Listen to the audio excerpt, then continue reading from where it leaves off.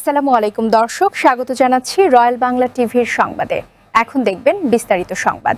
ইসমাইল হোসেন ফাউন্ডেশনের উদ্যোগে গাজীপুরের শ্রীপুরে অসহায় ও দুস্থ মানুষের মাঝে ঈদ উপহার হিসেবে শাড়ি ও লুঙ্গি বিতরণ করা হয়।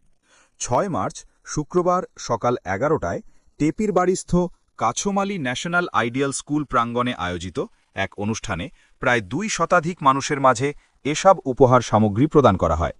অনুষ্ঠানে সভাপতিত্ব করেন ইসমাইল হোসেন ফাউন্ডেশনের চেয়ারম্যান লায়ন মোহাম্মদ গনি মিয়া বাবুল। অনুষ্ঠান সঞ্চালনা করেন ফাউন্ডেশনের মহাসচিব মোহাম্মদ আব্দুর রাজ্জাক। সার্বিক তত্ত্বাবধানে ছিলেন যুগ্ম মহাসচিব ডাক্তার মোহাম্মদ মিজানুর রহমান।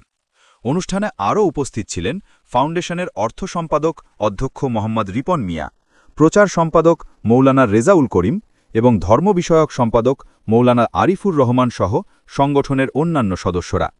অনুষ্ঠানের শুরুতে মরহুম মোহাম্মদ ইসমাইল হোসেনের আত্মার মাগফেরত ও দেশ জাতির সমৃদ্ধি কামনা করে বিশেষ দোয়া মাহফিল অনুষ্ঠিত হয়। দোয়া মাহফিল পরিচালনা করেন মৌলানা আরিফুর রহমান। সভাপতির বক্তব্যে লায়ন মোহাম্মদ গনি মিয়া বাবুল বলেন, সমাজের অসহায় ও সুবিধাবঞ্চিত মানুষের পাশে দাঁড়ানো বিত্তবানদের নৈতিক দায়িত্ব। মানুষ বেঁচে থাকে তার কর্মে, কাজেই প্রত্যেকের উচিত নিজ নিজ সামর্থ্য অনুযায়ী মানব কল্যাণে কাজ করা।